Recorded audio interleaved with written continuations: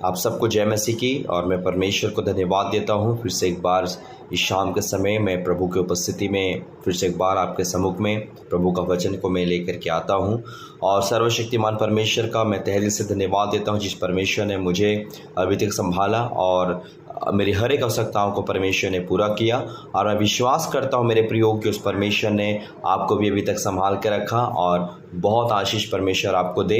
God bless you. और कुछ बातों को मैं आपके सामने मैं कहने के लिए चाहता हूँ, आप बड़ी ध्यान के साथ सुने और इसे समझें और समझ के आप जरूर इसके लिए आप प्रार्थना करें। और मैं आशा करता हूँ कि आप मसीह जीवन में आप हमेशा आगे की ओर आप बढ़ते जाएं और परमेश्वर आपको बहुत आशीष दे। मेरे प्रियो, दो चीज़ें हैं जो मैं आपको बताना चाहता हूँ। एक तो है एक तरफ है संसार और एक तरफ है परमेश्वर। जैसे कि एक तरफ जो संसार है इसमें बहुत सारी चीज़ें ऐसी हैं जो हमें कई सारे मसीह प्रभु के दासों को, विश्वासी भाई और बहनों को और बहुत सारे मसीह लोगों को ये संसार अपनी ओर जो है आकर्षित करती है, अपनी ओर खींचती है। और एक तरफ है परमेश्वर जो काफ़ी चुनाव से भरा हुआ है। और परमेश्वर के वचन में लिखा है कि चौड़ा है वो मार्ग जिसमें बहुत लोग चलने के लिए चाहते हैं, लेकिन सकरा है वो रास्ता जिसमें बहुत थोड़े लोग जो है चलना पसंद करते हैं।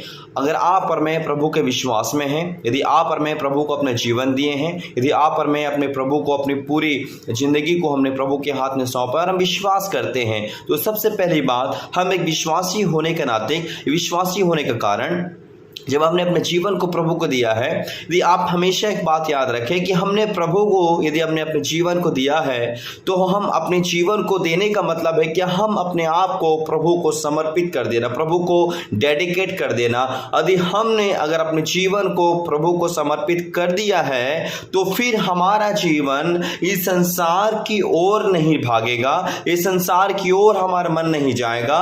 परंतु यदि हमने अपने जीवन को प्रभु को दे दिया है तो हर एक बात में हमारा सोच और विचार प्रभु की ओर ही क्या है वो जाएगा। प्रभु की ओर हम सोचेंगे, प्रभु की बातों की ओर सोचेंगे। लेकिन जिन्होंने अपना जीवन प्रभु को पूरी रीति से नहीं दिया है, वो विश्वासी का हर एक चीज़ों में मन संसार की चीज, संसार की बातों पर, संसार के वस्तुओं के ऊपर ही लगा रहेगा। परमेश्वर के वचन बताती है कि तुम इस संसार के नहीं हो, तुम प्रभु के हो। और तुम्हारा मन संसार की ओर नहीं लगना चाहिए क्योंकि आप प्रभु में हैं। संसार की और मन लगना मतलब आप धीरे धीरे आप पाप की ओर बढ़ते हुए जाएंगे, क्योंकि संसार की चीज़ बहुत ही अट्रैक्टिव चीज़ है, बहुत ही आकर्षित चीज़ है। वो आपको खींचेंगे, वो आपको कमज़ोर करेगा, आपको निरस्त करेगा ताकि आप शैतान के कब्जे में फंस जाएं और आप परमेश्वर के उपस्थिति से आप क्या हो जाओ, बाहर हो जाओ। संसार ही एक ऐसा चीज़ है, इतना सुंदर है। और एक बात हमेशा याद रखना कि जो चीज़ सुंदर दिखता है उसी के पीछे एक बड़ा एक पाप क्या है, छुपा रहता है। इसलिए परमेश्वर के वचन में लिखा है कि मैंने तुम्हें संसार से अलग किया है ताकि तुम प्रभु के संतान और प्रभु के बेटे हो करके जियो और चलो। मेरे प्रियो, कई बार ऐसा होता है जब हमारी छोटी छोटी इच्छाएं जब पूरी नहीं हो पाती है तो संसार की चीजें हमें आकर्षित करती है, हमें खोजती है, हमें ढूंढती ताकि हम उसमें जाएं और हम आसानी से क्या हो जाएं, फंस जाएं। कई बार आपकी जरूरतें संसार की ओर खींचेगी, कई बार आपकी बुरी लालसाएं संसार की ओर खींचेगी, कई बार आपके बहुत सारे ऐसे चीजें हैं तो संसार की ओर क्या करेगी, वो आकर्षित करेगी। लेकिन आपको सोचना है कि मैं परमेश्वर का हूं, मैं परमेश्वर की हूं, मुझे संसार की बातों पर नहीं, संसार की वस्तुओं पर नहीं, परंतु मुझे अपना ध्यान अपने स्वर्ग परमेश्वर की ओर लगाना है। क्योंकि जिसने अपना मन संसार की बातों पर लगाया है उसने अपना जीवन को खोया है मेरे प्रियो।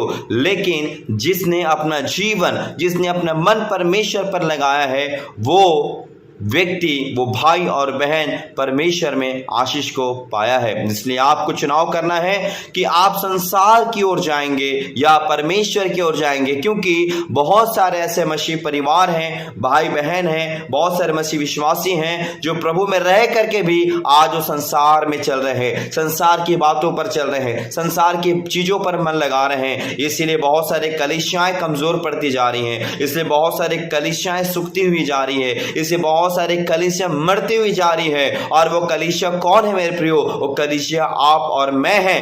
हमसे कलीसिया स्टार्ट होता है और परमेश्वर कहता है कलीसिया इसलिए आज मरते हुए जा रहे हैं क्योंकि कलीसिया में प्रार्थनाएं कम होती जा रही है, संगति कम होते जा रही है, आत्मिक चीजें कम होते जा रही है और संसारिक बातें ज्यादा होते हुए जा रही, संसारिक चीजें आती जा रही है हमारे सोच में, हमारे विचार में, कई सारे कलीसियाओं में। इसलिए सबसे पहले आप बात याद रखना कि आपका जीवन एक पवित्र जीवन जीने के लिए परमेश्वर ने आपको बुलाया है।